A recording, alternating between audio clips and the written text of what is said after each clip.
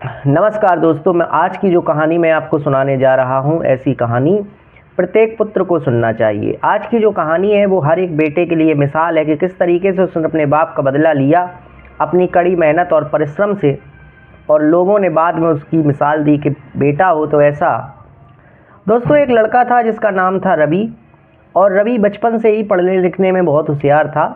उसके पिताजी एक गवर्नमेंट जॉब में एक बाबू थे, और उसका जो पड़ोसी था, उस पड़ोसी के घर में 5 भाई थे, और पाँचों भाई कुछ भी नहीं करते थे, केवल और केवल लड़ाई झगड़े में अपना समय व्यतीत करते थे। दोस्तों, रवि जिस घर में रहता था उस घर में बड़ी सुख शांति थी। तो बगल वाले जो लोग थे, जो उसके पड़ोसी थे, वो उससे इसी बात को लेकर के चिढ़ा करते थे कि इनके घर में सुख शांति है, इनका लड़का भी पढ़ने में होशियार है, और हमारे घर में 5-5 लड़के हैं, हमारे यहाँ कोई काम धाम नहीं है, चारों तरफ सभी लोग आवारा घूमते रहते हैं। तो इस हिसाब से जो रवि के पड़ोसी थे उससे बहुत चिढ़ा करते थे और जला करते थे, और हमेशा ये बहाना ढूंढा करते थे कि कैसे भी करके ये कोई गलती करे और मुझे इनसे लड़ने का मौका मिले।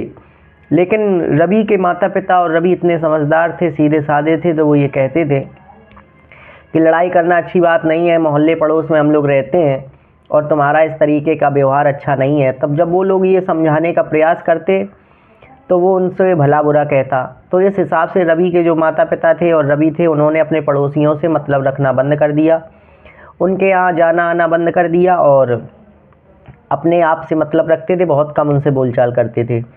दोस्तों, एक दिन क्या हुआ कि रवि के घर में कुछ लड़के आए और कहा कि चलो हम लोग बैट बॉल खेलते हैं, और आकर के बैट बॉल खेलने लगे। तभी अचानक से क्या हुआ कि जो बॉल थी वो बगल वाले पड़ोसी के घर में चली गई, और बगल वाले पड़ोसी के घर में चली गई तो वो वहाँ के जो लड़के थे उस बॉल को मांगने के लिए गए, तो पड़ोसी ने उन्हें भला बुरा कहना शुरू कर दिया और मारना पीटना भी शुरू कर दिया बच्चों को। तो रवि के जो पिताजी थे वो बाहर निकल कर के आए, बोले अरे कोई बात नहीं, बच्चे हैं और तुम्हें इन बच्चों से इस तरीके से पेश नहीं आना चाहिए। तुम्हारे बच्चे खेलते हैं तो मेरे घर में भी कभी कभी बॉल आ जाती है, तो मैं तो ऐसा कभी नहीं कहता, और बच्चों के लिए इस तरीके की लड़ाई करना ठीक नहीं है। तो दोस्तों, जैसे ही रवि के पिताजी आते हैं तो पड़ोसी उनको भी भला बुरा कहने लगता है। तो उनके जो पिताजी थे वो पुलिस को कॉल करते हैं, और पुलिस आती है और बताते हैं कि साहब मेरा लड़का और कुछ बच्चे मोहल्ले के बैट बॉल खेल रहे थे, तभी बॉल इनके घर में चली गई और ये अनावश्यक झगड़ा कर रहे हैं। अब आप ही बताइए, क्या इनका झगड़ा करना ठीक है?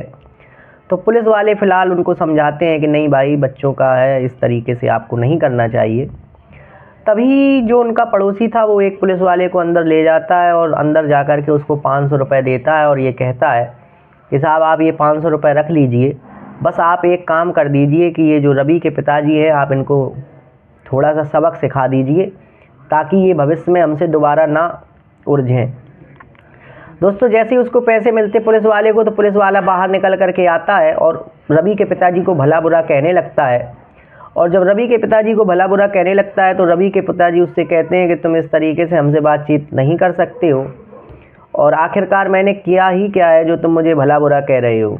दोस्तों, जैसे ही वो ये बात कहता है तो जो रवि के जो कांस्टेबल था, जो पुलिस वाला व्यक्ति था जिसने घूस ले रखी थी 500 रुपये पड़ोसी से, वो उस रवि के पिताजी को थप्पड़ मार देता है, और थप्पड़ मारने के बाद कहता है कि मैं तुम्हें जेल में बंद कर दूंगा, और इस तरीके की धमकी दे करके समझा करके वहाँ से चला जाता है। दोस्तों, जब रवि इस तरीके की घटना को देखा उसने अपने पिता के साथ, तो उसको बड़ा दुख हुआ और वो बहुत दिनों तक गुमसुम बना रहा।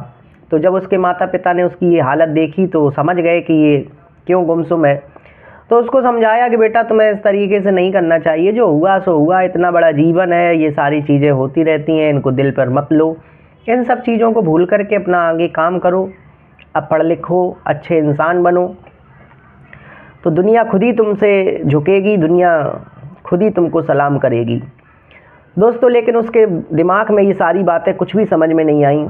स्कूल में जब गया एक दिन, उसके टीचर जो उसको बहुत पसंद करते थे क्योंकि पढ़ने लिखने में तो होशियार था ही, उससे पूछा कि बेटा रवि, तुम बड़ा गुमसुम रहते हो, मैं तुम्हें 15 दिन से देख रहा हूँ, कोई बात हो तो मुझे बताओ, मैं तुम्हारी मदद करूँगा। तो उसने सारी कहानी अपने टीचर को बता दी, और टीचर से ये कहा कि सर मेरे साथ ये हुआ और मैं इस सदमे को भूल नहीं पा रहा हूँ।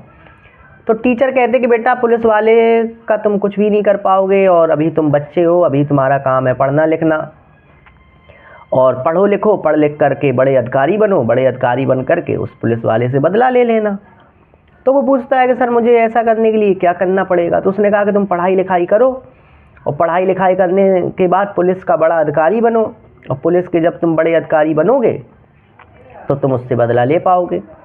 तो उसने कहा कि ठीक है साहब। अब दोस्तों उसको समझ में आ गया कि मुझे किसी भी तरीके से इस पुलिस वाले से बदला लेना है। तो अब उसने अपनी पूरी ताकत से जी जान से पढ़ाई करना शुरू कर दी और पढ़ाई करने के लिए बाहर गया। लेकिन उसके दिमाग में एक ही बात चल रही थी कि बस कैसे भी करके अपने पिता के अपमान का मुझे बदला लेना है। तो वो अपना पढ़ाई करने बाहर गया, लेकिन दिमाग में एक ही सपना कि मुझे आईपीएस अधिकारी बनना है। और दोस्तों वो आईपीएस अधिकारी बन भी गया। और आईपीएस अधिकारी बनने के बाद अब उसने कहा कि मैं उस व्यक्ति को ढूंढूंगा जिस व्यक्ति ने मेरे पिता को थप्पड़ मारा था। तो उसके पिता ने उसको समझाया कि बेटा बहुत पुरानी बात है और तुमने अपनी लगन और मेहनत से इस पद को प्राप्त किया है। ये पद तुमने देश की सेवा और समाज की सेवा के लिए धारण किया है, ना कि अपना आपसी बदला लेने के लिए। तो उन सब बातों को भूल जाओ। जो व्यक्ति बड़ा हो जाता है वो महान बन जाता है और फलदार वृक्ष हमेशा झुकते हैं। बदले की भावना से इस तरीके से करना तुम्हारे लिए ठीक नहीं है। हमेशा ईमानदारी से अपना काम करो। तो उसके समझ में आ जाती है बात। वो कहता है कि ठीक है पिताजी, कोई बात नहीं, और उस पुलिस वाले को ढूंढना बंद कर देता है। तभी अचानक उसका ट्रांसफ़र एक जगह होता है और उस जगह पर वो जैसे ही स्थानांतरित उसका होता है, ट्रांसफ़र होता है, चार्ज संभालता है। चार्ज संभालने के एक हफ्ते के अंदर एक शिकायत आती है कि इस पुलिस वाले ने एक व्यक्ति से रिश्वत ली है और उसके रिश्वत लेने के हमारे पास पुख्ता सबूत हैं और कृपया करके साहब इस पर आप कार्रवाई करें। दोस्तों जैसे ही वो उस फाइल को देखता है, फाइल को देखते ही उसे वो कांस्टेबल याद आ जाता है और ये फाइल उसी कांस्टेबल की थी। ये शिकायत जो आई थी उसी कांस्टेबल की आई थी। तो उसने कहा कि अरे ये तो वही कांस्टेबल है। दोस्तों तुरंत उसे कांस्टेबल को बुलाया जाता है और बुलाने के बाद उसको ऑफिस में आता है और ऑफिस में आने के बाद खड़ा था तो उसने एसपी साहब जो थे उन्होंने कहा कि तुम्हारी हरकत से मैं भली भांति परिचित हूँ और तुम इसी तरीके के अधिकारी हो और मैं तुम्हारे खिलाफ़ ऐसी कार्रवाई करूँगा कि जो तुमने जीवन में सोचा भी नहीं होगा। दोस्तों जो पुलिस वाला था वो डर जाता है और उसको समझ में नहीं आ रहा था कि ये मुझसे ऐसा क्यों कह रहे हैं कि मैं इन्हें पहले से जानता हूँ, जबकि मैंने तो इनको पहली बार देखा है। तो दोस्तों वो जो लड़का जो कांस्टेबल था वो कहता है कि चलो साहब कि शाम को एकांत में सर के बंगले पे मिलें और सर से ये निवेदन करें कि साहब अगर आप मेरे साथ ऐसा करोगे तो मेरे बच्चे भूखों मर जाएंगे, तो कृपया करके आप मेरे ऊपर कोई ऐसी कार्रवाई ना करें जिससे मुझे दिक्कतों का सामना करना पड़े। तो दोस्तों इसके बाद वो शाम को बंगले पर पहुंचता है और बंगले पर पहुंचने के बाद घंटी बजाता है। गार्ड बाहर निकल कर के आता है और जैसे ही गार्ड बाहर निकल कर के आता है कहता है कि मुझे साहब से मिलना है। तो कहता है ठीक है आप यहीं पर वेट करिए, मैं पूछ करके आता हूँ। और जाता है, कहता साहब कोई पुलिस वाला आपसे मिलना चाहता है। तो उसके पिता कहते हैं कि रुको मैं देख करके आता हूँ कौन है। जैसे ही उसके पिता बाहर पहुँचते हैं तो जैसे ही उस पुलिस वाले को देखते हैं तो पहचान लेते हैं कि अरे ये तो वही पुलिस वाला है जिसने मुझे थप्पड़ मारा था। और वो पुलिस वाला भी उसे पहचान लेता है और कहता है कि साहब आप यहाँ पर क्या कर रहे हैं? तो कहता है कि मैं उनका पिता हूँ और मैं फ़िलहाल अभी इसी सरकारी आवास पर रहता हूँ। तो दोस्तों जैसे ही वो सुनता है तो उनसे क्षमा मांगने लगता है कि साहब अपने बेटे से कह कर के मेरे खिलाफ़ जो वो काम कर रहे हैं उसको बंद करा दीजिए। और साथ में वो एक मिठाई का डिब्बा भी लाया था। तो दोस्तों उसके पिता मिठाई का डिब्बा लेते हैं, कहते हैं कि देखो ऐसा है कि मेरा बेटा बहुत संस्कारी है और वो तुम पर तभी कार्रवाई करेगा जब तुम दोषी होगे। अगर तुम्हारा दोष नहीं है तो वो तुम पर कोई कार्रवाई नहीं करेगा, तुम बिल्कुल भी निश्चिंत रहो। इसके बाद वो उस मिठाई के डिब्बे को खोल करके देखते हैं तो उस मिठाई के डिब्बे में पैसे थे और पैसों को देख करके वो तुरंत नाराज़ हो जाते हैं और उसका डब्बा फेंकते हुए कहते हैं कि इस डब्बे को उठाओ और यहाँ से चले जाओ, क्योंकि मेरे बेटे को पता चल गया तो तुम्हारा जो काम है उसकी तो तुम्हें सज़ा मिलेगी ही मिलेगी, लेकिन जो तुमने अभी एक और नया अपराध कर दिया इसकी भी तुम्हें सज़ा ज़रूर मिलेगी। तो दोस्तों वो उठ करके चला जाता है और जाने के बाद फिर से पहुंचता है अपने जहाँ पर उसकी पोस्टिंग थी, और एसपी साहब उसे फिर से बुलाते हैं और बुलाने के बाद उसके आरोपों की जांच होती है। और आरोपों की जांच होने के बाद उसके पिता ने समझाया था कि बेटा तुम उस पर कार्रवाई बिल्कुल सही तरीके से करना, कहीं तुम पूर्वाग्रह से ग्रसित होकर के अपना बदला लेने के लिए उस पर कोई ऐसी कार्रवाई मत करना जिससे तुम्हारी ईमानदारी पर कोई आँच आए। तो दोस्तों उसकी जांच होती है। जांच स्वयं एसपी साहब की निगरानी में हो रही थी, और जब जांच में ये पाया जाता है कि इस व्यक्ति ने रिश्वत ली है और इसके पुख्ता सबूत हैं, तो उससे जवाब मांगा जाता है, लेकिन वो गलत था, तो कोई भी जवाब नहीं दे पाता है। और जब जवाब नहीं दे पाता है तो उसकी रिपोर्ट बना करके हेडक्वार्टर भेज दी जाती है, जहाँ से उसकी बर्खास्तगी का आदेश आता है और वो पुलिस वाला बर्खास्त हो जाता है। इसके बाद दोस्तों इसकी चर्चा पूरे शहर में और आसपास के जितने भी ज़िले थे वहाँ पर होती है कि एक एसपी साहब ने इस तरीके से घूस लेने के आरोप में एक सिपाही को, एक पुलिस वाले को सस्पेंड कर दिया और इसके बाद उसको बर्खास्त कर दिया। दोस्तों ये बात उसके गांव में भी पहुंचती है और गांव वाले बड़ा खुश होते हैं कि चलो गांव का कोई आदमी इतने बड़े पद तक पहुंचा।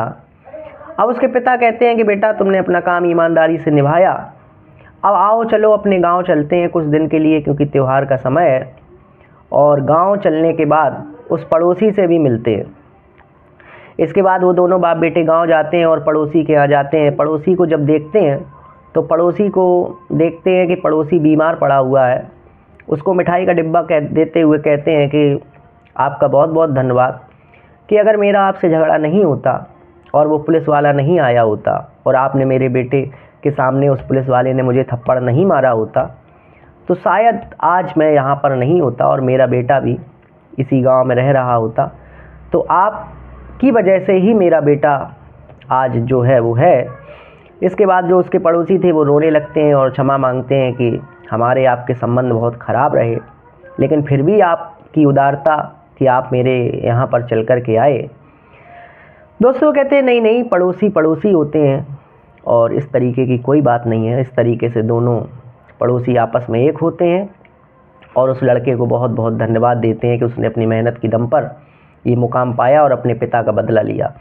तो दोस्तों ये कहानी आपको कैसी लगी कमेंट बॉक्स में ज़रूर बताइए। दिल की गहराइयों से आपका बहुत बहुत धन्यवाद। नमस्कार।